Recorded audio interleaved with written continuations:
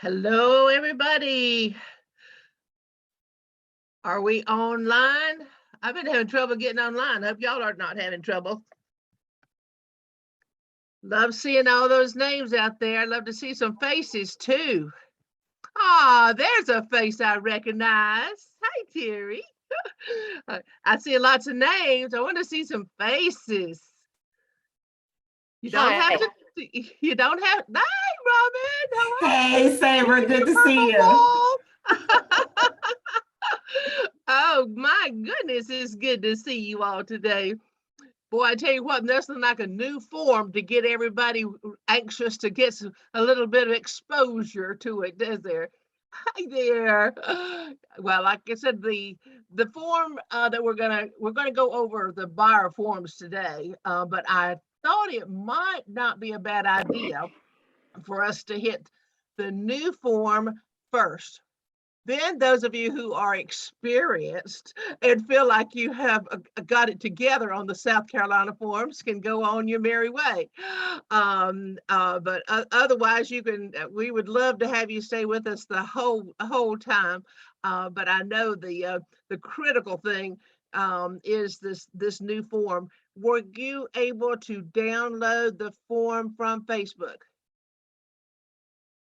We put it on, Yes. I think Liz put it in the comment section on the on our Facebook page, and it Terry shook her head. Did it not come through on the announcement page? Yeah, I did. You did? Oh, yeah, good. I got Hey, Elena. Honey, I'm surprised you're awake today. She's been losing sleep over a transaction. Oh God, that was awful. Thank God it's over. Well, we're going to let Elena teach the last half of the class because she learned a lot on the South Carolina transaction. Oh my God. So we're on Facebook? I was on the official Facebook page, and look at the comment section. Liz put it in there. On your post? It's on my post, but I couldn't get it to go in, so Liz put it in the comment section.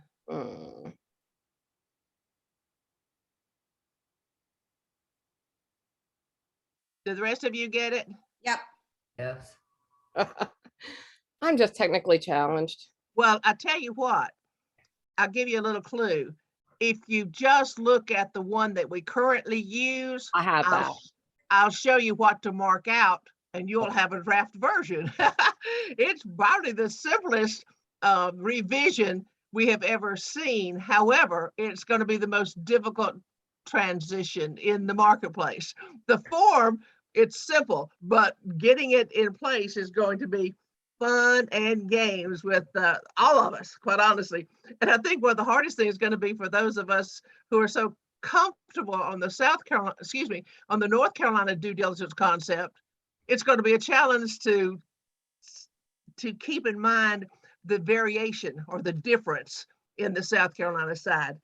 So let's see now if I'll try not to lose y'all. And let's see if I can share the screen, and let's go directly to that new form. The new form is, it will be published as the form 310 and 300.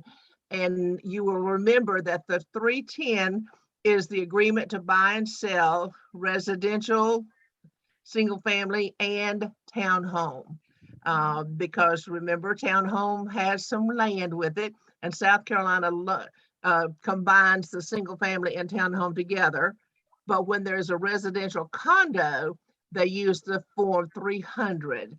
Those forms are so similar that I'm just going to go over the 310, but just to make you aware that you would, if you have a condo, use the 300. They did not change 330. I do not know why. They changed 330 last year, and but they did not go to the strict due diligence on the 330. And if you'll remember, the 330 is the third agreement to buy and sell that we use, and it is one for general use and land primarily. So the only changes happened on the 310 and the 300. All right, now let's see what we can find out here. Hang in there. Share session. Oh my gosh, this is just getting too good. And I see you and I see the form. Do you see me in the form? No. Do you see the form? Yes, yes. Yes. Oh, oh, this is so nice. I just love one little thing without stress. Do you like just one little thing to happen in your life that you don't have stress?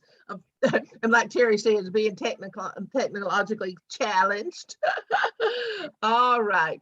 This again is entitled Agreement/Contract to Buy and Sell Real Estate Residential. That residential refers to the single family and townhome.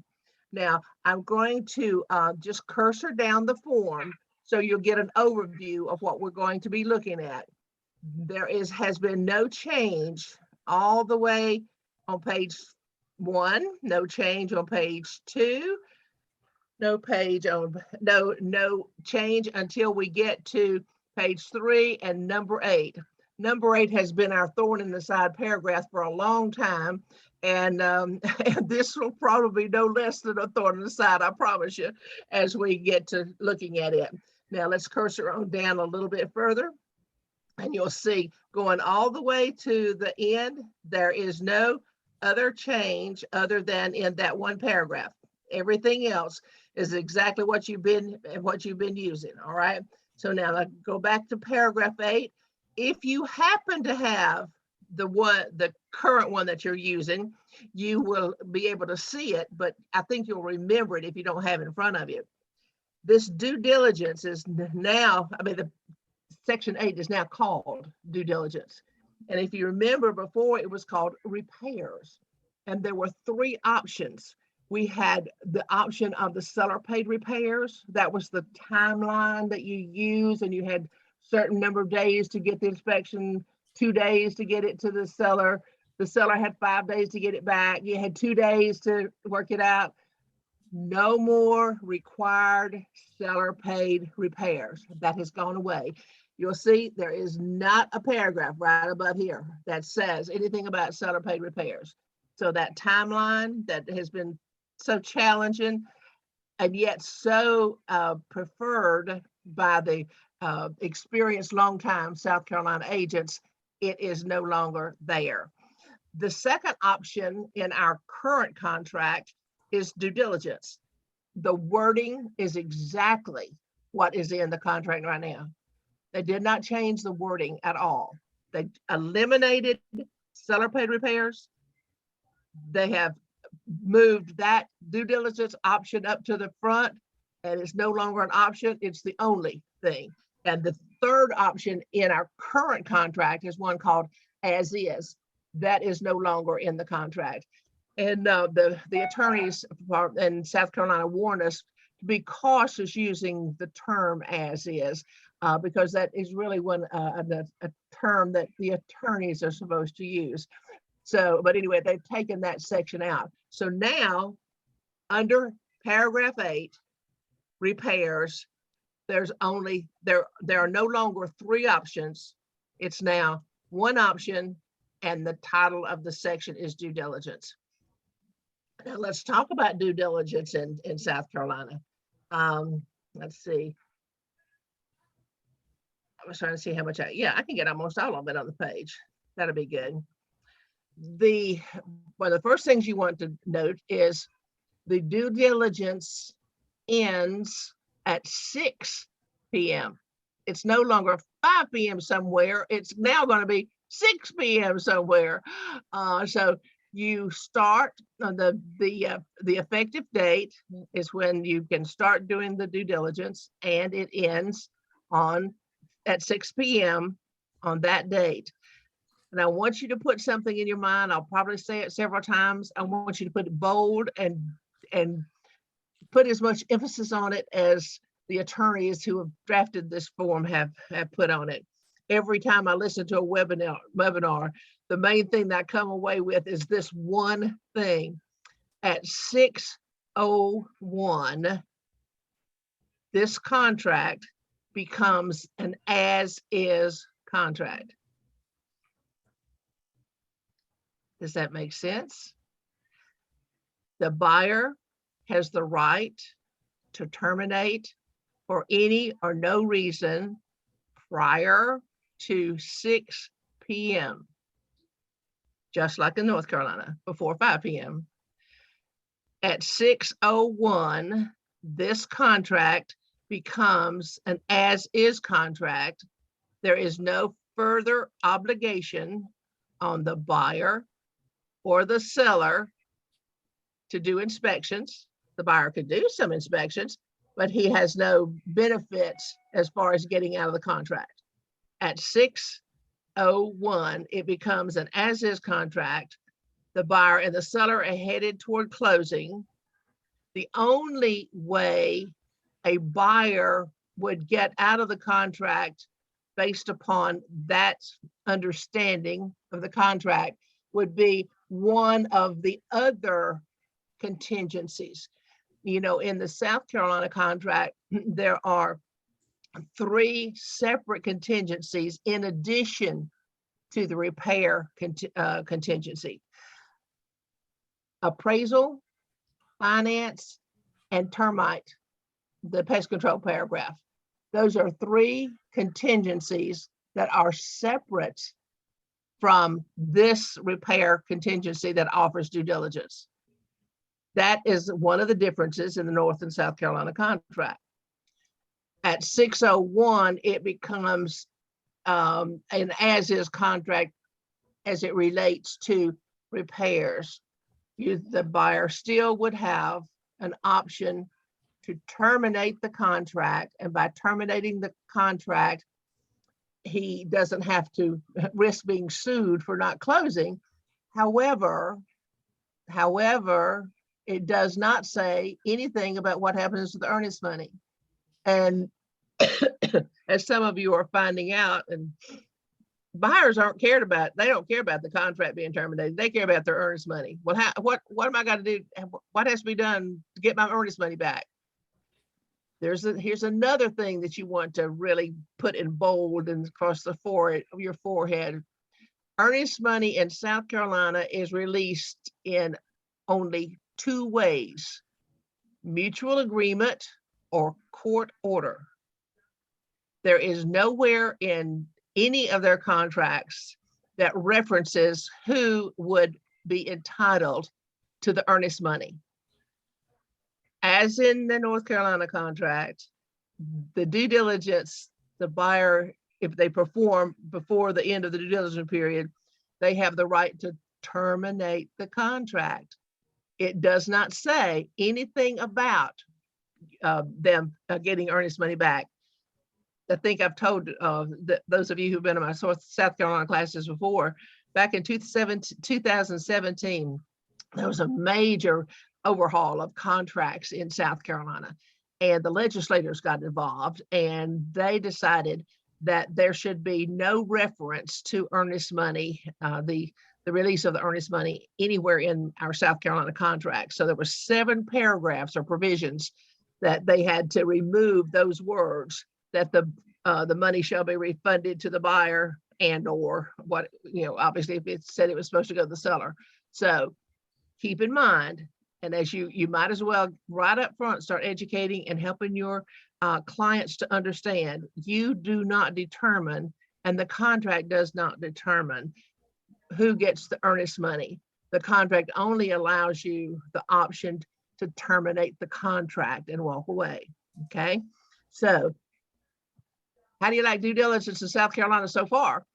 It really is not so bad. It's simple, but it's hard to keep people toe the line on the simplicity of it. Okay. All right. So this date right here is critically important.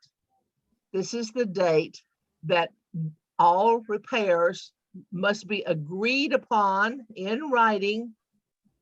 It must be agreed upon by 6 p.m. Otherwise, at 6:01, all bets are off. Okay. And you see here, the next phrase is, any extension to this date must be made in writing and agreed to by both parties. We had this happen just afternoon. One of the agents called me and he said, I just got the repair request it was between 4:30 in, I believe it was right after 4:30, and he had till 6 o'clock. And how can a seller respond in that hour? I think you probably had it, through your career too. So I said, the only thing you could do right now is the buyer can terminate before 6 o'clock unilaterally, or they can agree to an extension. And it would most likely be to everybody's benefit if you would put it in writing and get both parties to sign. That must be done before that 6 p.m. deadline.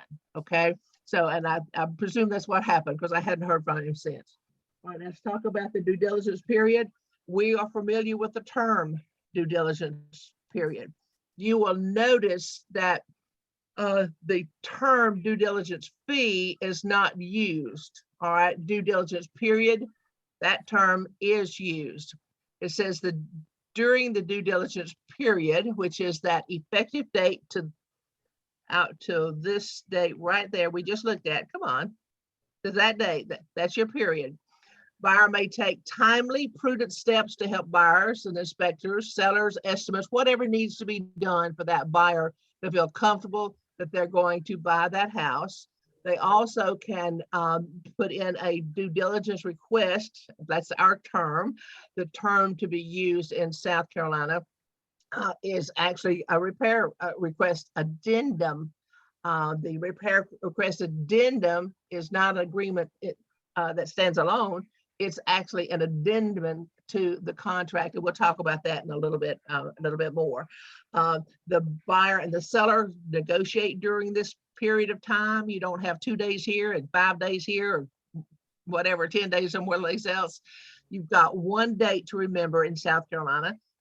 So that's easy to remember. That's something you would like to do. But by and large, that's when the buyer decides if they're going to move ahead or not. So the seller should feel pretty comfortable when you get to that date that the seller is going to move forward, as long as financing is going okay.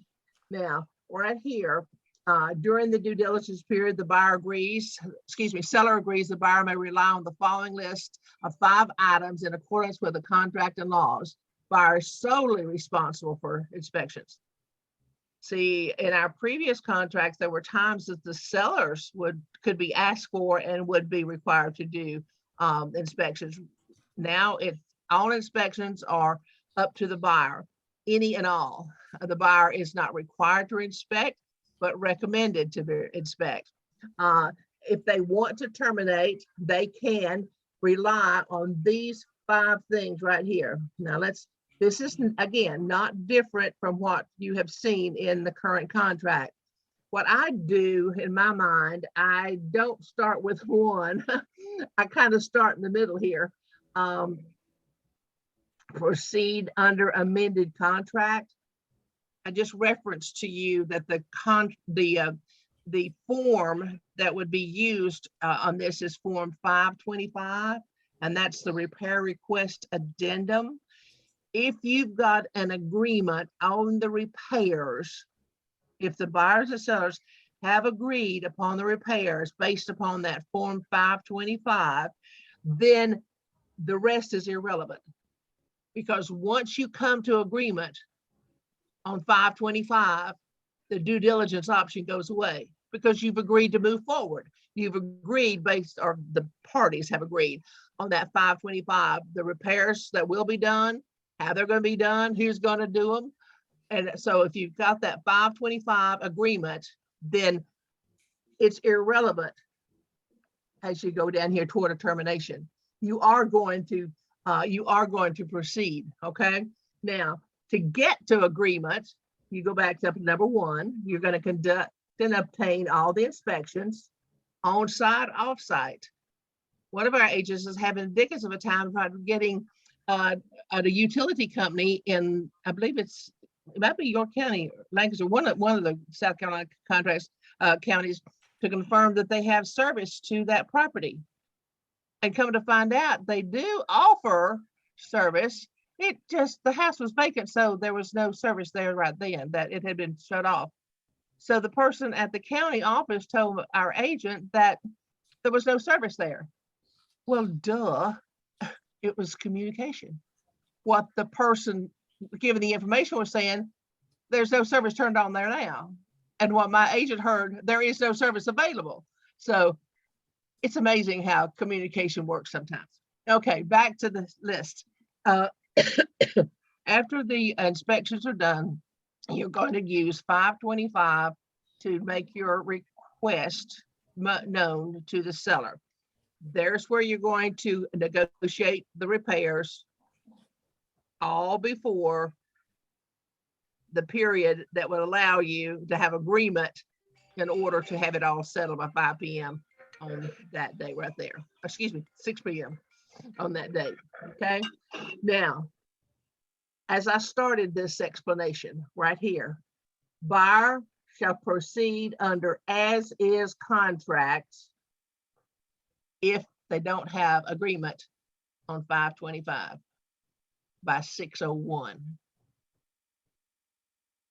They must have the amended addendum written, agreed upon, in place, communicated by 6 p.m.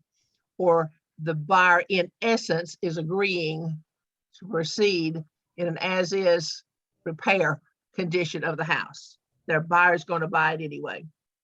Now, if for whatever reason the buyer has decided they're not going to proceed under any terms, agreed upon repairs or as is, again, prior to 6 p.m. on that date, they must submit Form 313.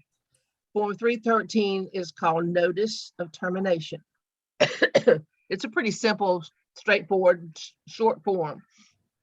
It's the unilateral termination. If for whatever reason they decide to terminate, they must submit that signed by the buyer to the seller prior to 6 p.m. on that date. The seller does not have to sign it. The seller does not have to acknowledge that they got it. It's a unilateral termination. However, I think it's a good practice that the seller would sign it so that the buyer has the confidence that according to the seller, they are out of the contract. It is not required. It is a best practice and should be used. That form has buyer and seller lines on it to be signed because there's times that the seller does a notice of termination. So they made the form pretty generic, but I think it serves a purpose by having the seller signature. At that point, as soon as you, if you're the listing agent, if you receive that notice of termination from the buyer, the property can go back on the market because they have unilaterally terminated the contract, and you can go back on the market and hopefully sell it to somebody else. Sabra, I have a quick question. Sure. Okay, so when the seller terminates and there is a termination fee involved, right? We haven't gotten there yet. Oh. Sorry. Okay, keep on. Let me get on down to the next paragraph. You hold that question. Okay, honey? In fact, that was a nice lead into my next. Yes. Okay, you will see this big word, termination. Oh Lord, I hate that word. Me too. And lately I hate it even worse because we are having some doozies of situations to get it terminated. During the due diligence period, the buyer may, look at that word, unilaterally. That means nobody has to agree except the buyer who signs that notice of termination. They may terminate this contract only. I want you to circle that big old only, and when you're talking to your client, you make sure they understand that only means by delivering to the seller both the notice of the termination and a termination fee of a certain amount. Therein is the second great difference in the North and South Carolina. You know, in the North Carolina, it is due on the effective date of the contract, and it's due to be paid to the seller in North Carolina. In South Carolina, it is also due to be paid to the seller. However, it must come along with the notice of termination. If you get a notice of termination without the check, the contract is not terminated. It's both and or neither no, whatever the word is. So when you know that your buyer or a buyer, if you're the listing agent, is terminating, it does no good just to have the form itself. The form must be accompanied by the check. Or what happens? At 6:01, the buyer is obligated to buy that house in as is condition moving forward. If that fee and that notice are not received, does not have to be signed by the seller. If it's not received by the seller or the listing agent by 6 o'clock, then by 6:01, it has gone into an as-is contract, and they are obligated under the terms of contract to go to closing. Yes, they can be sued for specific performance. Yes, you can extend that time. Yes, there are options. But again, let's keep it simple. You know, what is it? KISS, keep it simple, stupid. No, that's me. Keep it simple so that I know the parameters. Then we can work on some options. That termination fee can be minimal. It can be excessive. And we are seeing some excessive, and I say excessive more than a reasonable amount, in the South Carolina contract right now, again, to win the bid. What is However, excessive? well, honey, What are you hearing? What are you seeing as excessive? For example, in a $1.2 million house, which I'm running into right now, what is an excessive amount, or what is a normal amount? you know, I can't answer it that. I can tell you some for the amounts we're seeing. Well, I'm but I already can't- on the contract, so it wouldn't change my I can't termination say what's fee. a normal, but I would think that the seller probably is not going to take any less than $20,000 on a $1.2 million property. Oh, then I got away with murder. Well, you probably did. If you got away with $500, more power to you, girlfriend. No. It's a little bit more than that. It's a lot more than that, but not 20,000. Well, but you know what? It helps the buyer to be a little bit more reasonable, quite honestly, when he thinks of it as a termination fee. Mhm. Due diligence fee doesn't communicate as well. Yeah. But when you say it's going to take this much money for you to terminate this contract and get out of the contract, somehow they're a little bit more reasonable.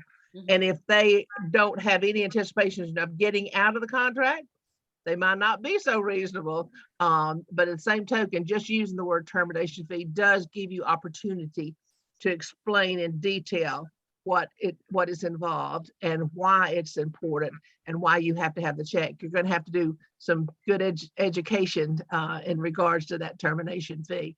So another quick question.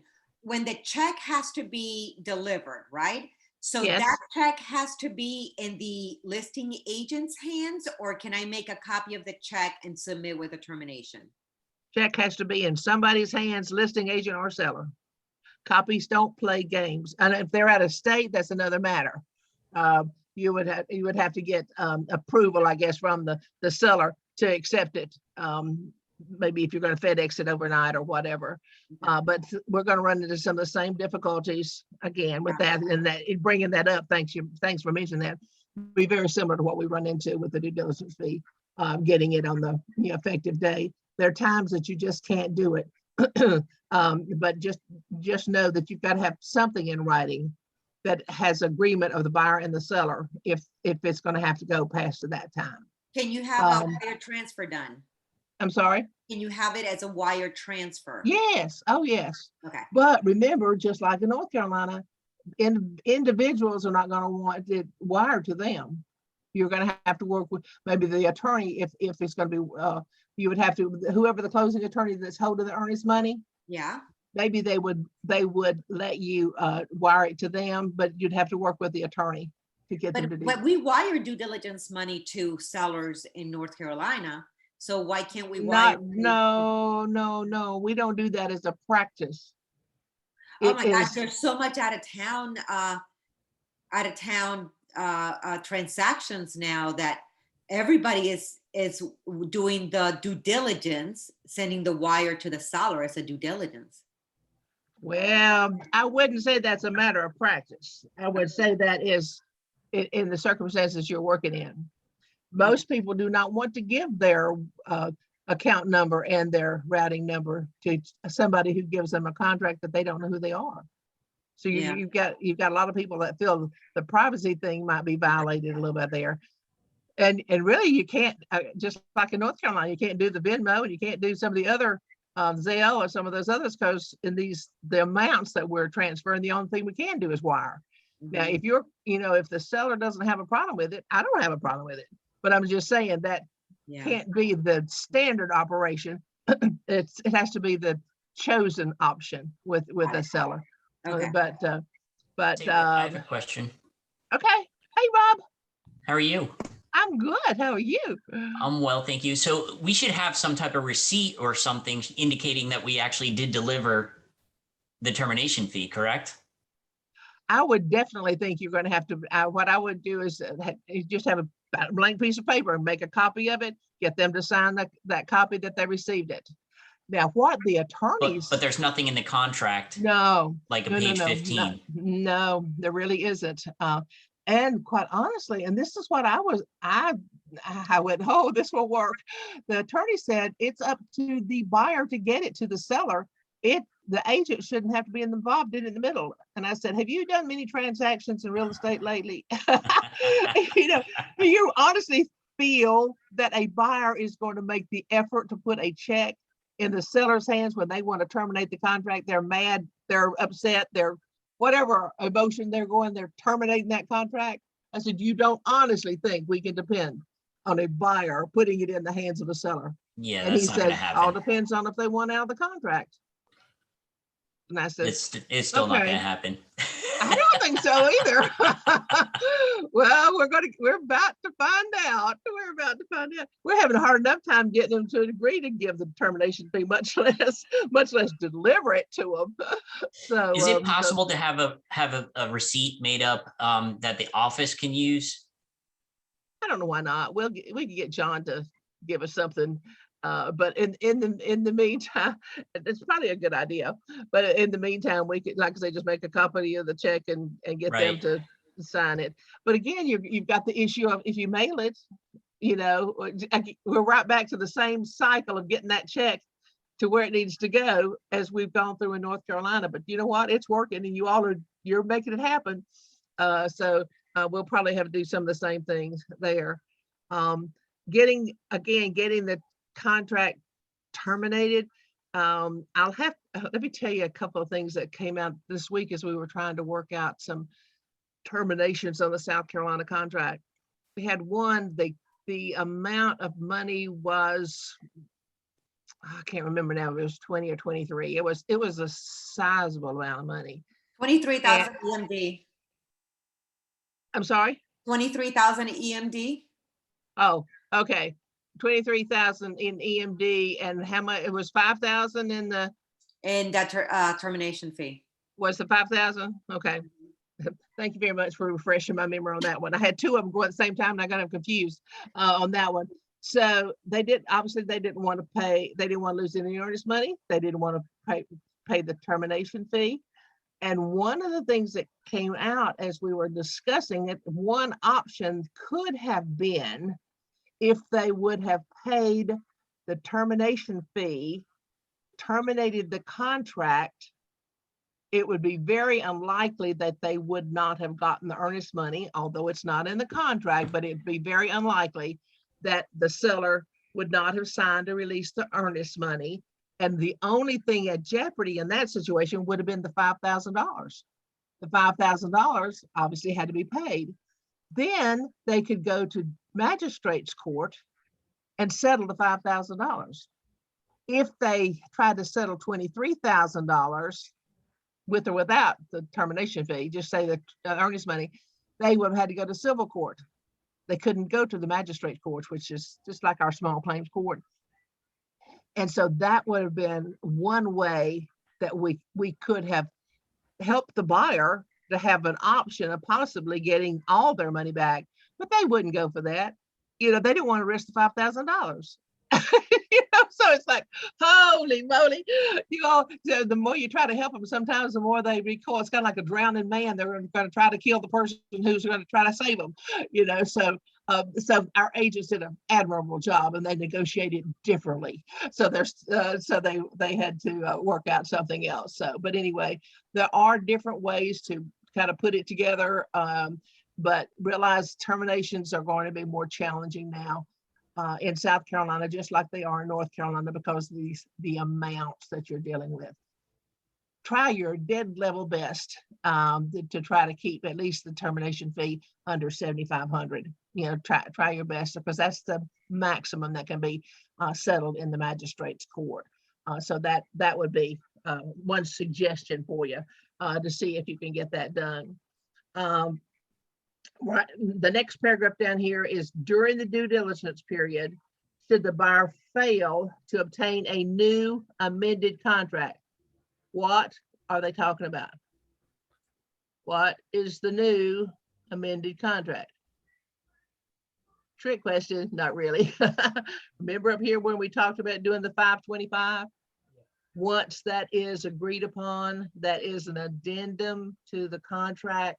So thus it becomes a new amended contract. So they're going to proceed forward with that new amended contract based upon this form right here. But what would happen if they don't do it and they fail to timely or properly terminate during the due diligence period? This is where we say that they will go forward. The buyer agrees to buy and the seller agrees to sell the property as is. Again, that's what we started off with, right? The parties agree as is means buyer buys the property for the purchase price, while seller maintains the property from the effective date through closing, subject to normal wear, otherwise without repair or replacement, and sells the property for the purchase price unless otherwise agreed in writing by the parties in this contract.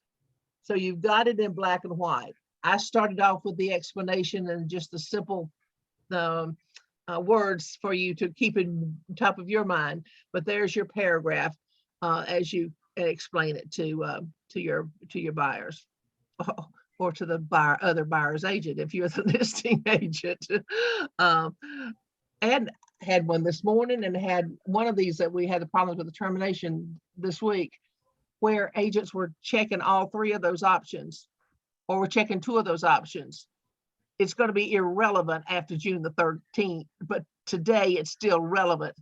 And if they checked two of the options, the first option of those two would be the one that would have to be followed. They had put money in the due diligence paragraph and they checked the seller repair too, and so be careful until June the 13th. I don't know that the form will be released too much earlier. Generally, when they give you a date that it's going to be released, that'll be the date it'll be in the forms programs. They have already sent them to the forms programs, like your DocuSign and Dotloop and Zip forms. But you probably won't have this strict, and that's what they call it, strict due diligence contract. You probably will not see a copy that doesn't have this yellow marking on it until June the 13th. But there is not a grace period beyond June the 13th. They figure you spend all this time learning it, then you better be ready to use it June the 13th. So the old form will be out of the forms programs at the same time they put the new one in. There are no other updates. There are no other changes in the South Carolina contracts or forms. And I think you might want to look at, there's a form, I think it's 618, can't remember the number. It's just a simple little explanation about the earnest money. It puts again in writing in one of their official forms explaining that the earnest money can only be released by mutual agreement or by court order. So therefore, when they start asking about the earnest money, it wouldn't be a bad idea to give it to them right up front, but you're getting with so many papers, they can't remember all of them. But just have that little form where you can, where you can access it, sorry. And at least I can say it's a little bit more authoritative looking rather than it supports what your explanation is on the earnest money. So I have two questions. Okay. The first one is if the seller takes their time getting back to the buyer on the repair request, and let's say it shows up at 5:59, we've already submitted it. Let's say the buyer submitted it maybe like a week in advance, and the seller doesn't respond back until 5:59. I mean, obviously that's not enough time to come to an agreement, and eliminates negotiation. What happens at that point? At 3 o'clock that day, I would be starting to hound everybody, just like you do in North Carolina. Well, I would You've start got- the night you've before, got- but Yeah, well, yeah, right. Well, don't wait till 4. Start, 3 or 4 o'clock. Start and say, we need to have something in our hands in order to make this decision. Do not send over the notice of termination until you know for sure that Right. the seller's not going to respond. The buyer is in the same predicament. He either accepts the fact that the seller apparently is not going to respond in time for him to make the decision based upon the seller's response. He's either going to have to decide he can move forward as is, or he's going to have to terminate. And that's a tough decision because it's the seller's fault. I realize that. But I think I mentioned a little while ago, one of our agents had this happen yesterday. At that, I would say about 5 o'clock, I would be saying, we need to either get an extension or let's get the notice of termination ready. So but if the due I would- diligence fee is high enough, they may just say, all right, well, yeah, terminate. Well, and you know what? I've had that happen a few times, and I know it. I can remember too right now that I just felt in my heart that seller did that deliberately, but at the same token, it's still the buyer's option to terminate. And I just really hate it. But do they want to lose the termination fee, or do they want to risk losing the earnest money? Right. Or the option to get the earnest money. And that would kind of fall into what I mentioned a while ago, to go ahead and pay that termination fee and then take them to magistrate's court and let the magistrate straighten it out from that point. But I know that's a big risk on their part. And the But you're going second to have to question, handle it very much like you do the North Carolina. Don't, as a listing agent, don't allow or a buyer's agent, don't allow you to get to that last 15 minutes because it's too right. risky. Okay, next one. And then the second question was regarding the EMD. If they terminate during the due diligence period, are they guaranteed to get the EMD back? They're not. No. Remember, there's only 2 ways that EMD is released: by mutual agreement and court order. So they're there's still on the line of losing both. They are on the line, but I have not seen, and again, I'm making a blanket statement, I have not seen a seller, once they're paid that termination fee, that's their concession. I have not seen a seller that would not agree to give the earnest money back. And if it went to court, but at that particular time, the contract is clear that the buyer did what the contract said. So the most likely it would be very unlikely they wouldn't get it, but we can't say that they would because there's nowhere in the contract that says that. Right. You kind of hedge your bet somewhere along the way. Okay. Any other questions? Terry looks like she's studying it seriously. Hey, girl.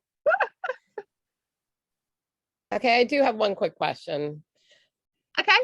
I have not done due diligence in South Carolina, but I understand the termination fee is not due until you submit the termination form? Correct. Okay, just It's confirming. not, it is not only due at that time, it's required at that time. Right, There is no right. termination without it. Right, but it doesn't go with the contract. Nothing goes with the contract. Right. And you still have to use an attorney for the earnest money. We definitely have to use the attorney for the earnest Right. money, Right, which is, at least we're past that hurdle. Are And you we from, go ahead. I'm Question? sorry, we can deliver the termination fee directly to the listing office. The listing office would be because see, remember the agency agreements are with the firm. So you Correct. don't have to put it in the hand of the actual individual agent. Correct. Sometimes it's easier because they'll meet you along the way. Harris Teeter parking lot and get the check. Rather than but you know what, by that point of time, a lot of them are gonna say, hey, you're terminating, you get it to the seller. Why should I meet you at Harris Teeter and drive to the seller's house? So we might run into that a little bit too. Do you feel pretty comfortable with the way you think this is going to work, as far as it says on the paper? You've got a No, I pretty think good there's going to grasp be on it? Yes. Yeah, I think so too. Hate to tell you, but I think so too. And one of the hardest things you're going to have to do is to deal with the experienced South Carolina agents who don't like due diligence. They probably didn't vote for it. And it's going to be a learning experience for us, but I think it might be a little more challenging for those who are so comfortable or ingrained in doing it the seller paid way. Right now, the sellers don't have any responsibility to, they're not required to fix anything. Because their contract basically is an as-is contract, just like the North Carolina is, or sold in its current condition, in other words. But again, it depends on the motivation. If the seller really wants to sell and they like that contract enough, a lot of times they will go ahead and do the repairs, or do some of the repairs anyway. All right, let's take a look at some of the other forms. You feel comfortable with that one? I want to go back. I think most of the names that I saw popping up here, like I said, you're all welcome to be dismissed if you want to, but I'd love for you to stay out as long as you want to. I wanted to, let's see, let me go back over here to the South Thank you, Carolina. Abra. Thank you, Sabra. I appreciate all your information. I gotta run. You're welcome, honey. Take care. Bye. Bye-bye. Bye-bye.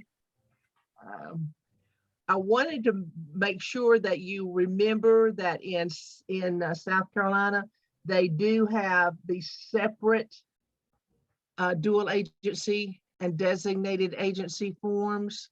So when you do your buyer's agent or your listing agency or listing agreement, if the buyer is going to consider dual or designated, you have to add these forms. And this is, again, it's a separate form. This is the dual agency. You don't use this one as much. Sometimes, most of the time, y'all don't do individual dual agency. So you don't have to use it if the firm is going to be a dual agent. You have to use designated in that situation. So if you're an individual dual agent, you would use the dual agency agreement.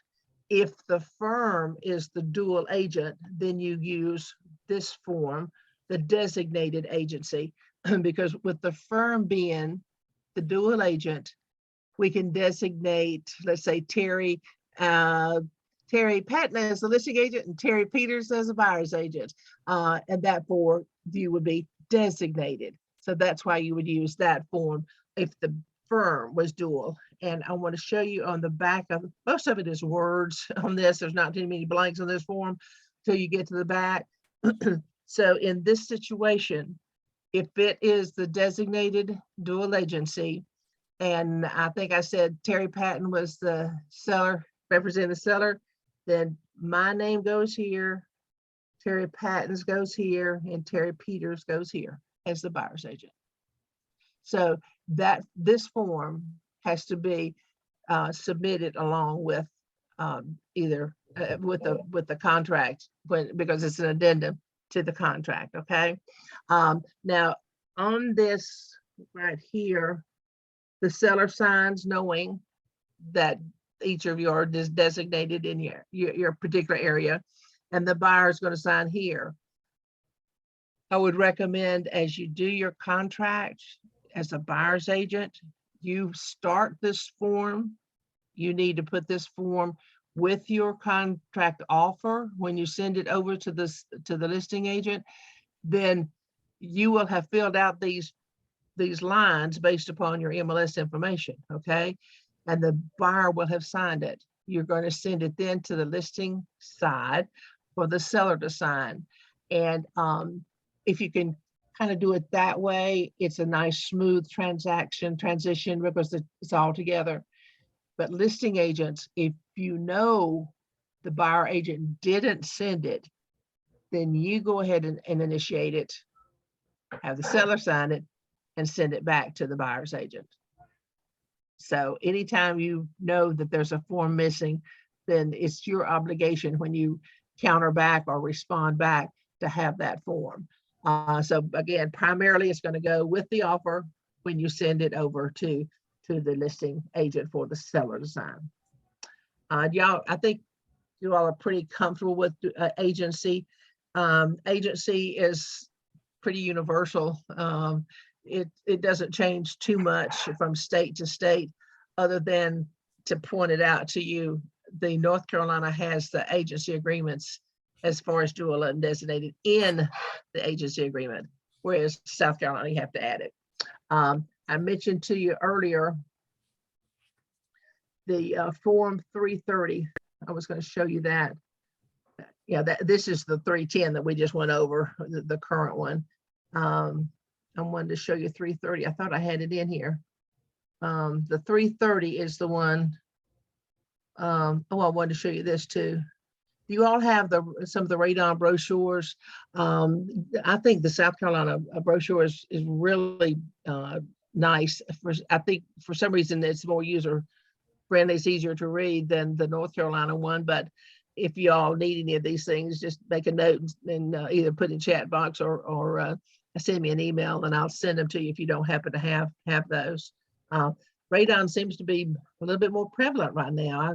I've had lots of questions about radon. One of the questions we had yesterday, and I thought it was one of those you had to stop and think about, because on the residential property disclosure, it said, does the buyer know of any environmental issues such as blah, blah, blah, blah. And then radon was one of in the list. And the seller had put in a mitigation system just years ago.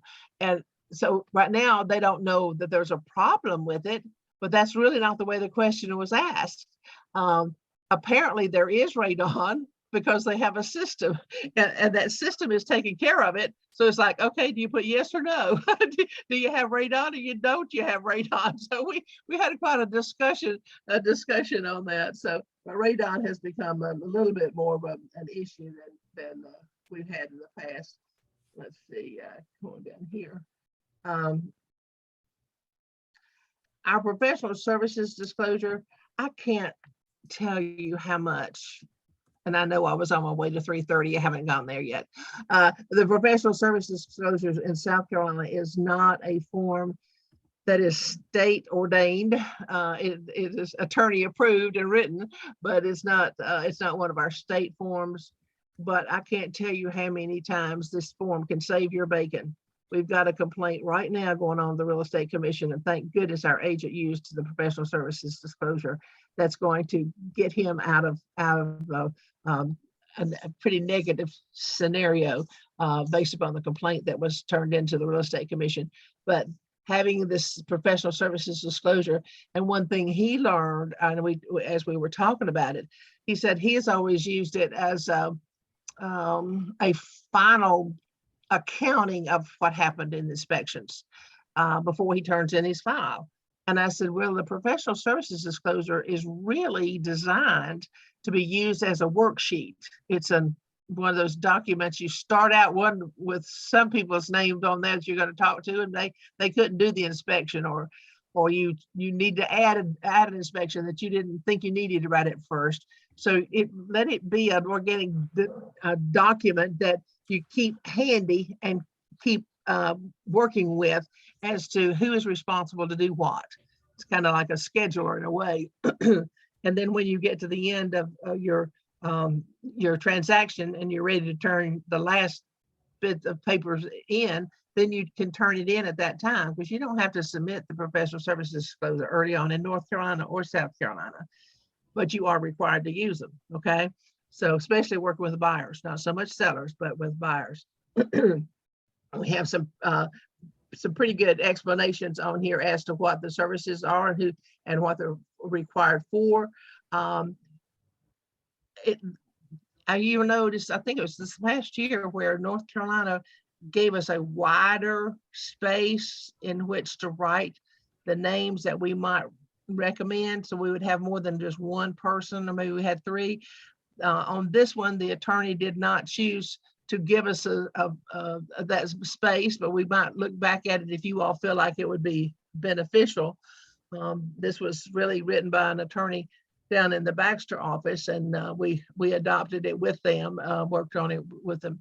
So the important thing is who orders this inspection. We have a situation going on right now where an agent ordered an inspection, $650, and she was going to give that as a concession or a gift, to her buyer. And guess who's terminating the contract? The buyer. Buyer's terminating the contract. And she's out the $650 unless she can get him to pay it back in order to terminate the agency agreement with her, because she doesn't want to work with him anymore, based upon, well, I won't go into more detail than that. Just to say, if you have something in writing, who's ordering what and why, then you're more likely to get what you need out of it. So you might want to consider that. Terry Patton, what you need, darling? So quick question, on some of mine, what I've done is for North Carolina and South Carolina, I've created another document that basically has all of my vendors on there. And so on these forms, or especially on the North Carolina one, I'm actually putting in there where it says the names, I put see attached list. Okay. Am I okay by doing that? You're okay by doing that. Just make sure you have more than one name on there. Oh, yes, exactly. Thank you. 2 or 3 recommendations. And in the order that you want them to use them. Yep. I think one of the teams a few years ago put all of, like, how they were able to squeeze all 3 names in that little box that we had before, but they did. But then we ran into the problem. We'll say, well, how are we going to know which one of those 3 they're going to use? So they had to start telling them to check the ones they were going to use. But you're fine by just putting the preferred vendors. Yeah, that will work out fine. Let's see. I don't. As you can see, this hasn't been changed since 2020. But again, if you all have some suggestions, don't hesitate to give me a buzz. This little explanation about the surveys is really important too. In fact, I was just telling you the complaint that was in on the guy who did use the professional services, and the buyer checked the survey and then would not order it, and did not order it, and closed. And now there's an issue with the survey, and it's like, oh, well, if you have a problem with the survey and you checked you were going to get the survey, and you didn't, Mr. Buyer, and get the survey because you said you were going to order it, why is it now the buyer's agent's problem? So anyway, that's a short snippet of all that's going on. But all that to say, talk to people about surveys. I know that years ago, the lenders required surveys, they required termite inspections. And now we're just having to rely on our suggestion to them. Don't let a person buy a house without a termite inspection. And I would highly recommend they don't buy a house without a survey. Even if they're in a planned development, they still need, and particularly if they see a fence back there. Yes, ma'am, Miss Terry. So what I have been doing is when that situation arises, before closing, I go back through that professional services to make sure everything was done. If it Mhm. wasn't done, I'm having them redate and changing changing that on that form. That's a great idea. Great idea. Because again, that's that living document you've worked on for a few weeks now, and it probably has changed. And I think that's a really, really good idea. Carry that to closing, and if you can't get it done beforehand, at least do it then. That's a really good idea. Thanks for that suggestion, Terry. Also make a note about the home warranties. I don't think we're seeing that many home warranties right now. Are you seeing a lot of home warranties? We're not seeing quite as many right now, but who knows? The market just might switch back around a little bit to where we'll start seeing the home warranties again. Do you have any questions on that South Carolina form? It's again, it's pretty straightforward, very simple. It just has a different look. I told you the issues we've been having with the water. That's one reason on here, on our form, we put the water connection is or is not available. Not only is it connected, or if is it in service, is it available? So that's one reason we have that on our form. I was a class just recently, and we were talking about some of the issues, and the septic source still continues to be a real big issue in the state of North Carolina. I haven't heard as much in South Carolina, other than the hotline calls. They do tell us they still have a lot of problems with that. So I hope you all are, and you've been really, really efficient in doing our addendum. So I'm hoping that it's making sense to you now. Let's come over here. The security system disclosure. I'm not seeing nearly as many issues right now with the with the security system. I think apparently it's being worked out among the parties, which is exactly where it needs to be. But if you do need a little reminder on it, this little worksheet will help you. Again, this is available for you to use. It certainly is not a required. The utilities, I think the utility form, there is a really in-depth utilities forms on the MLS. I don't know if you've seen it, but it's really thorough and really good. This is just a simple list of utilities, which is really helpful for the buyer, and also it is helpful for you if you're listing, so that you can also verify and check on some of the information that's there. So you might want to make sure you have that a form that would discuss utilities. Let's see. And how do you like the new change on the tax information on MLS? I am so pleased that they in the MLS now, the tax location, it was just tax location. And I don't know how many of you have gotten it, but a lot of my agents kept getting the email back from the MLS checker to check tax location, check tax location.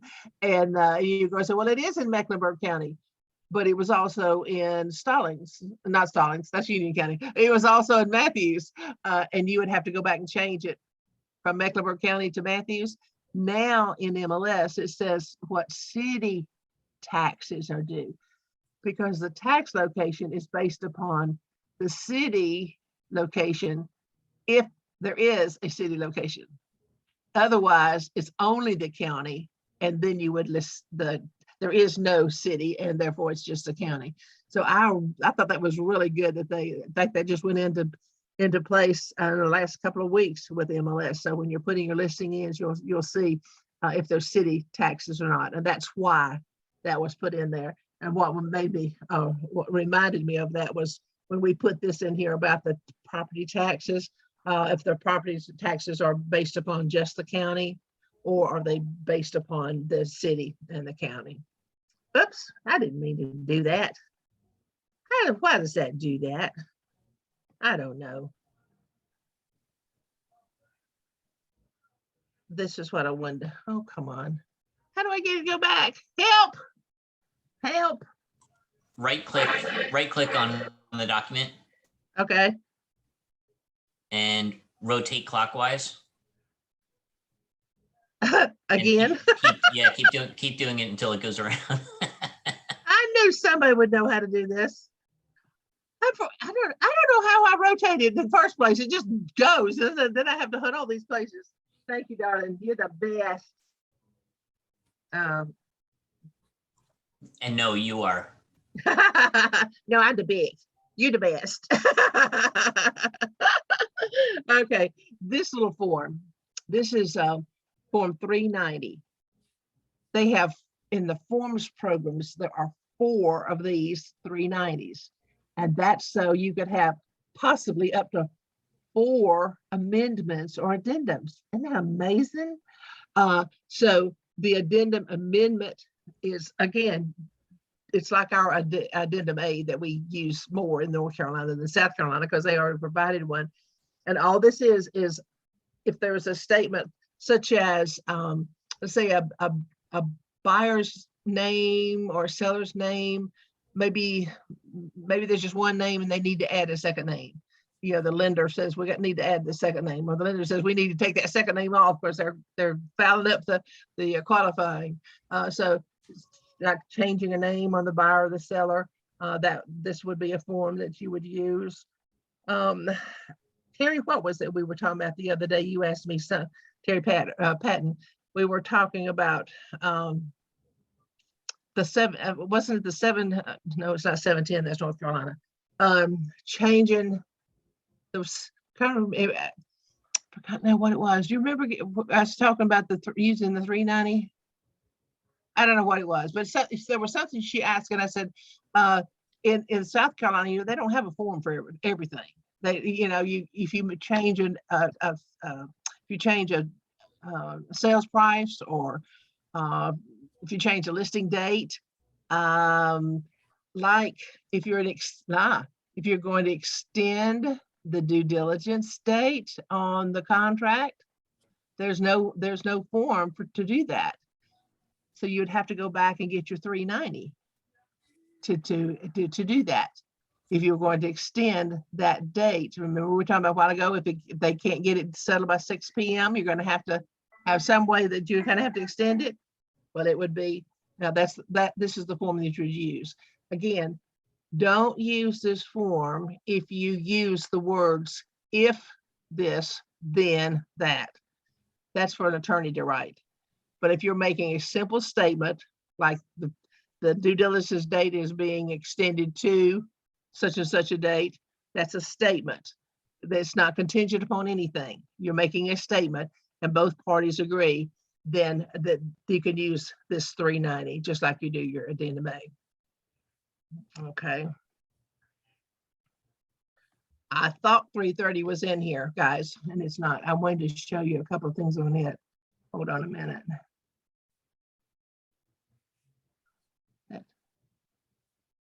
Oh, this is a good one for you too, the 391. Speaking of not practicing law, they have a form called, it's number 391, and it's called clauses for the addendum amendment. And some of you have begun to see some backup contracts, right? Well, there is not a separate backup addendum. And it's really pretty generic, but it is in this form. The clauses for the addendum amendment to the agreement to buy and sell, most of the time is what you're going to be using, would be this one right here, where that's your contract for sale. Now I want to show you where the backup contract is, right on the bottom of that first page. So if you have a backup contract, you would need to attach Form 391 and check that backup clause. Oh, I remember now what the issue was. They had used the 391 as the backup contract. There is no form for you to use if the backup contract becomes primary. If you'll remember, the North Carolina backup contract has a notice that's a part of that backup addendum that gives you notice. There's nowhere to, there's no notice. So therein, you would use that form 390 to indicate or give notice to the buyer that they now are in primary position, because the primary, the buyer that was in primary position has terminated the contract. So I knew there was an unusual one that we had not come across, but that was one of the backup clauses. This does not give you a lot of detail as to earnest money or any of the due diligence or anything. Basically, it's just their wording that allows you to put it in as a backup contract. Let me show you this up here. This about the survey. Again, on our professional services disclosure, we do make note that we're going to order a survey, but this would be more of a contingency on the survey. So you may want to take a look at it. The deed restrictions and covenants, if they have not provided those within certain calendar days, that buyer would have a right. That's like a contingency. They would possibly have a right to terminate the contract. But now that you're in the due diligence contract, strictly due diligence contract, that would obviously be a part of your due diligence. The other thing that, and I don't know, I don't see people using this, the agent's disclosure. Remember, in North and South Carolina, we do have to disclose if we are the agent that's buying the house, or as the agent where the selling, we're dealing with the seller that's an agent. It's disclosed right on the contract itself. But if we're related to, if there's a relation in there, it should be noted on 391 that the buyer is related to the agent. Related, not being the individual person. Again, you have soil and water test issues. You want to make sure you would use that. Permit contingencies, seller financing. We sure don't see much seller financing these days, although I think we might begin to see some more as those rates keep climbing up there. Then you've got some proposed financing information if you need to change. Remember, in South Carolina, there is the finance contingency that's separate from the repairs. Financing condition is in paragraph 7, and you put the information in paragraph 7 that the buyer is saying they're going to use to buy the house. If they have to change for whatever reason, you've got to get that changed, because otherwise it would no longer be contingent, because it's contingent upon the terms that are entered in the blanks on paragraph 7. So if they have to change, make sure you change that contract and get the seller's approval so that you're not stuck not being able to use that contingency in the event that the buyer can't close based upon financing. Okay, so you might want to, and you can, you won't, I doubt that you would want to use this initially, but you might want to use this as a secondary if you have to change. Oh, let me talk to you a minute about FHA and VA addendums. The FHA VA addendum is a federal form, really. It's a form that's used nationwide. It may look different. The formatting looks different, but the words are the same in North, South, and South Carolina. So when you pull it up in South Carolina, it's going to look different, but you'll notice it's the same. The blank on that first paragraph is for the sales price. It should match the price that is considered the contract price, the sales price. Okay, it should. And if you make an offer for $200,000 and you actually go to contract at $225,000, you need to go back and change that FHA addendum to $225,000, because that blank has to match the actual contract price, because that's what's going to ensure that the buyer can buy that house based upon the appraisal. And if now this is different from anywhere else in South Carolina. If for whatever reason the house does not appraise on an FHA or VA loan on that house, if the house doesn't appraise, it states in that addendum that the earnest money will be refunded to the buyer. So that would supersede any pre-printed contract in South Carolina that does not indicate that they get their earnest money back. Another thing people have asked about the due diligence fee in North Carolina with that FHA VA addendum. The due diligence fee is a fee. It is not earnest money. It's not considered earnest money. So therefore, there is no refunding of the due diligence fee in North Carolina. And obviously you don't have to submit the termination fee in South Carolina, but they would be entitled to terminate the contract and get their earnest money back in North and South Carolina. Do y'all have any questions on that? Okay, let's scoot on back up here. Oh, this is that, I wanted to show you this too. This is that South Carolina 525. Remember, we talked about the repair request agreement. This is called a repair addendum to the agreement to buy and sell. And we talked about it being an addendum or an amendment to the contract. Then you want to make sure that the attorney has this. See, in North Carolina, we wouldn't give a repair request to the attorney. In South Carolina, you do give the agreement because it amends the actual contract. So that would go to the attorney once that's once it's agreed upon. There's some dates in here that you want to watch right in here.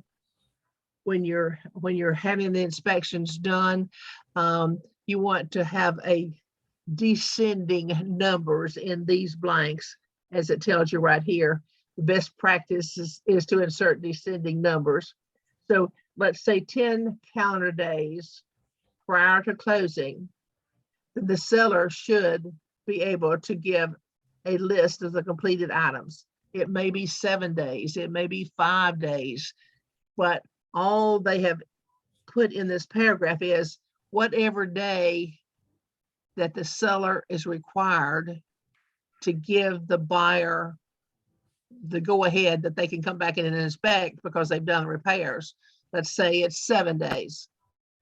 Well, then the buyer goes back and the buyer notices that one thing wasn't done. So then that buyer's agent is going to submit back to the listing agent that needs to be done. It needs to be done no later than whatever calendar day this is.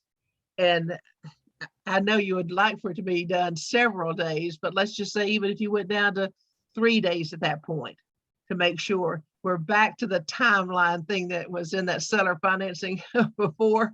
But so they've got a timeline in here. And so just watch those dates. How many days do you want for the buyer to be able to inspect?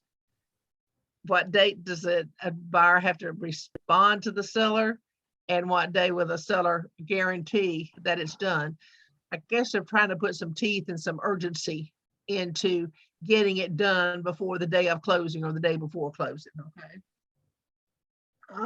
Then again, best practices for agreeing upon repairs are to write in the blanks below. Now, if I come down to the blanks below, right here, they've got they got 2 pages of blanks, okay? Now, we used to divide those into 4 columns because we had to have those seller paid repairs, but we don't have that anymore. And quite honestly, you're probably going to have just one list now, and it might not even be that long, but you do have the form that's already set up for you to itemize. And don't, goodness sakes, please don't use the inspection, the numbers of the items in the inspection report and just put a number in there. At least if you're going to put a number on each line but you really should have some verbiage as to what the buyer expects. Does he want it replaced? Does he want it repaired? You know, put something in there that's consistent with the wording on the inspection report, and itemize it so that the seller can mark through the items the seller's not going to do, and it's clear which ones they're not going to do. So again, I really recommend that you itemize and make a note as to what the buyer is expecting to be done. And this is what has to go back to the buyer prior to the 6 p.m., give enough time for the seller to do whatever the seller needs to do. And if you come to an agreement, get the buyer and seller signature on any of on these items, you have now amended the contract, and due diligence is no longer an option.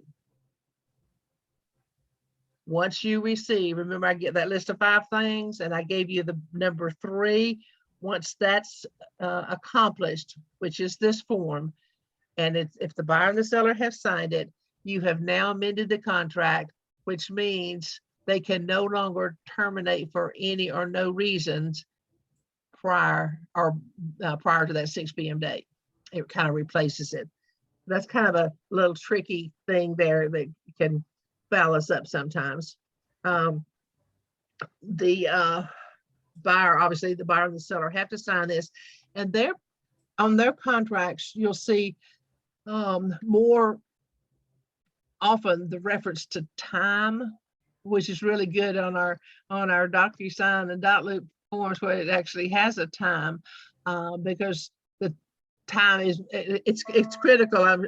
It really is critical on the due diligence option, but nevertheless, just be aware that they're watching the time things too. There's that earnest money disclosure. That's what I wanted. It's form 620. I was off. 618, 620. Again, it's a very simple little form, and it explains that the earnest money is not going to be released under any condition other than agreement by the parties and or court order. So remember that form. The flood insurance disclosure. How many of you are using that in South Carolina? It's not required, but at the same token, it's a good little form for you to make buyers aware. And obviously we would get it when you do the listing if you're the listing agent, but that's a good little form. It's form 233. Oh, before I forget it, look right here. Yes, that's the most updated. I get that all the time. Is this really still a valid form? It was 2016 or whatever. They do not take seriously on any time of when they're going to issue a new form. It comes out when they decided it's going to come out. And I understand the reason they chose June the 13th of 2022. It was a week after school was out. So it was a good time to bring the form out. So nevertheless, you are going, I will be updating your, the cheat sheet that I fixed for you. That's a paragraph or the columns where you have North Carolina forms on one side, the South Carolina forms on the other side. I'll update the dates. So by and large, if you look at that little cheat sheet, you should know the correct date of the form. And they don't even copyright them every year. You know, we're using a lot of them in South Carolina, copyrighted 220, but we're supposed to use the correct form. Whereas in North Carolina, I haven't even, I don't even know what forms yet. We're going to be seeing changes in North Carolina. I think by June 1, they'll probably tell us which forms, but they will all be copyrighted in 222. Okay. Oh yeah, there's the FHA addendum. The paragraph right here, where that blank is what has to match the contract price, the actual contract price. Now, in South Carolina, they do not include in their contracts anything about fixtures other than one word, fixtures. one of the longtime teachers, instructors in real estate school in South Carolina, Nancy Legg, she said, you know, you just turn the house upside down and anything that comes out, it's not a fixture. If it stays with the house, when you turn it upside down, it's a fixture.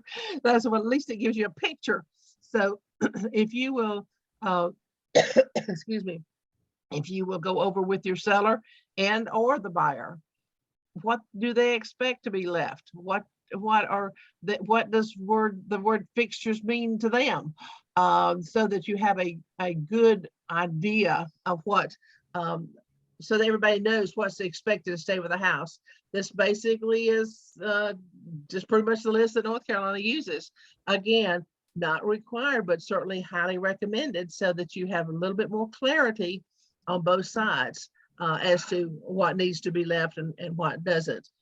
And what I'm thinking about, what needs to be left, we have a real big issue going on right now with with two of our agents did a cross sale, and the sellers left the listing in the most disgusting, I can't tell you how disgusting condition the house was left in. The buyer and the buyer's agent were beyond disgusted and beyond accepting of what, there was even a dead fish left on the floor. I just can't tell you. I've never seen anything like it. Surely those people didn't live that way. The buyer's agent said the listing agent should have some responsibility. I would like to see a show of hands, but I couldn't see if you raised your hand. And with the more we pondered that, what responsibility would the listing agent have to be sure that the house is left in broom swept condition? What could the listing agent do? What could we as listing agents do to ensure that the house is going to be at least livable? We don't have this often, but I seem to remember, I think Miss Terry Patton had one of these situations where somebody left a whole bunch of stuff and you went a day or so carrying stuff to the curb. And there's several of you that have had stuff left, but not just filth, you know. I don't know. What would you all say? What would you think with the responsibility? Is there a responsibility to the listing agent? And what the buyer's agent wound up paying to have somebody go clean it because she felt so sorry for the buyer. What would you think from the listing agent standpoint? Go ahead, Terry. So as a listing agent, I always go through after my people have moved out to make sure everything is out. And if it's not out, I get it out. But I go through their drawers, making sure they didn't miss a drawer. And I always find something that they really, really wanted to keep. They just missed it. So I always do that as soon as they are out, I know they're done, then I go in and do that. Just to make sure that there's no issues at closing. Real good best practice. Real good best practice. I was thinking from the standpoint, like you said, that often you find things that the seller needed or wanted and would want to have taken with them. But what about the fixtures list that gives you a chance to know what if there was something that was supposed to have been left or it was excluded? You know, when you're working with a number of contracts, sometimes you can't necessarily remember all the details. So it's probably, again, that was one of the things, the best practice that we came up with. What would you do? And I think you've already told what you do. What would you do if the house was not in order to close? Well, again, when I go to the house, I have the whole complete file with me, and I'm always checking those contracts to make sure that whatever was supposed to be left was left. I had one in particular that they took the bookcase. We had talked about this. They were supposed to leave it. They didn't leave it. And so before they did a final walkthrough, I was able to contact the buyer's agent and I said, hey, I am so sorry. They took that bookcase to Raleigh and it's not here anymore. And so I wanted you to know before you came for the walkthrough and really had an issue. So Mhm. find out from them what we can do to make this right. Good And so I think we idea. gave him like $200 to go buy another one or something like that. Good idea. Well, I was just thinking as you were talking, I know that's extra time for you all as listing agents, and Mhm. time is precious, and I know it's hard to fit some of these things in, but that makes closing so much Mhm. more pleasant, because you've taken care of it outside the closing table. We've had people actually get to the closing table. They've just done the walkthrough and they come to that closing table. They're angry. They're emotional. There's so much going on at that time, that it's harder to settle it. An issue like the bookcase wasn't there, or like the situation where the house was in such disarray. I was telling my agent, I can still see sitting down in that conference room with Jerry McNaught when we were down on the first floor with that woman sitting on the other table. She said, I'm not signing a thing until that house is professional clean. And I'm thinking, lady, we can't get it professionally clean while you're sitting here waiting. She got up and walked out. And we weren't able to close till the next day. So everybody had to come back. So it was a real mess. But there's sometimes the Well, buyer's agents just won't close. yeah, Until you get and it worked something out. else that I do for my clients, for my listings is a lot of times they have more to pack, more to do than what they anticipated. So I always tell them, hey, just, get the stuff out, get your stuff Get that it you out. want, Get just it do out. the best you can. And, if they have things to donate, I'll take care of them to be donated. If they get everything out, tell them, I say, don't worry about the cleaning because I'm already getting my cleaning company in to get in there, excuse me, get in there and clean it up. That way they go through, they wash the windows, they clean out the drawers and they go through the whole thing. So I take care of that as a service to my listings. And again, I would say the majority of my listings, when we go to closing, everyone's happy. And I think that's the ultimate goal. Oh, it is. It's harder and harder to achieve right now. And it does take a lot more effort on the agent's part. And I totally understand that. But I appreciate, sometimes these things just don't jog in our minds of what needs to be done, maybe to make the closing a little smoother. So when we're all trying to conserve time, I understand. But I do think as a matter of service, that makes a lot of difference. And when you get to closing, you don't have that anger, you don't have that anticipation of somebody's doing me wrong, that makes it difficult. We used to have celebrations at closings. We bring balloons and flowers, and some would even bring maybe a bottle of wine and whatever else they brought, and it was a celebration. Not anymore. We're lucky if we're not fighting, but I like the fact that you're trying to make your closings pleasant and make them, and that's really one of our goals. But thank you for sharing those things. Somebody else have some things that they would think a listing agent would, or do you think the listing agent has any responsibility? Yes.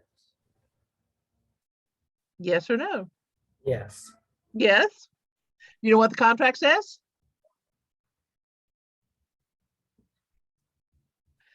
The contract does not say that the house will be left in any condition other than, all of a sudden my COVID brain kicked in. Broom swept. Free of debris and free of personal items other than those that are listed in the contract otherwise, something to that effect. It doesn't even say broom swept clean. So the contract doesn't really tell you. You think people are just going to be rational. It doesn't tell you how clean it has to be. But again, that's why I'm saying it's best practices that you're dealing with more so than contractual obligation. It doesn't say in your listing agreement. It doesn't say in your buyer's agreement. It doesn't say in the contract. So a lot of it's going to be what you as an agent choose to do as a best practice. So back to my listing addendum. If you will make sure that you have some things listed on here that will be staying and won't be staying, it will certainly again facilitate a smoother closing. Now, what is this one? I don't generally go backwards. I don't know why I decided to go backwards today. Oh, we already went over this with the designated agency agreement. And let's get on up here. Sorry. That's the dual agency, obviously. And this is what the 310 looks like right now. I don't think there's anything in particular that we need to call attention to, other than the fact of see right there is where it changed from, see all this wording right that we just went over on the 310. That's all that still is there. This was taken out. This as is, this whole paragraph was taken out, just eliminated. And then right above it is the section on the repair procedure, and all that is taken out. So that's what we went over a little while ago. Right here, you might want to, let me point out this just a moment. The parties understand and agree that under all circumstances, including default, the escrow agent will not disperse earnest money deposit to either party until both parties have executed an agreement authorizing the disbursement. The form that you use for the disbursement is Form 518 primarily.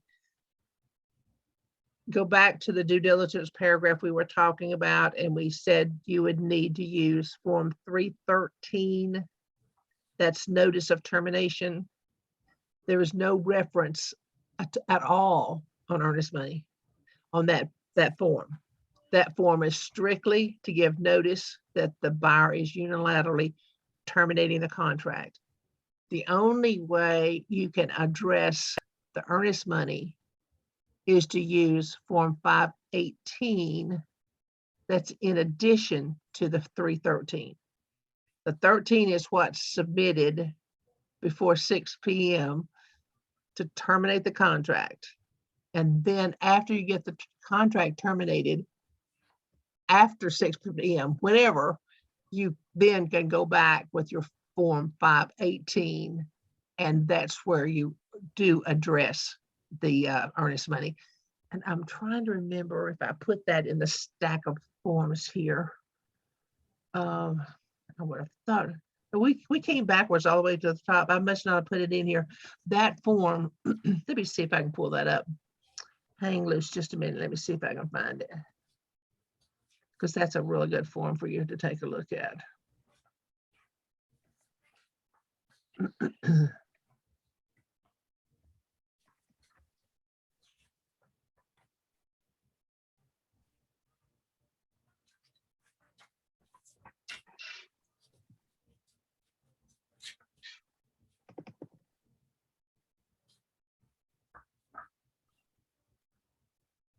Okay, this is the this form just came in this past year too, so it's designed a little differently than maybe you've used if you haven't terminated a South Carolina contract recently. It's also pretty simple, but it has an interesting twist to it.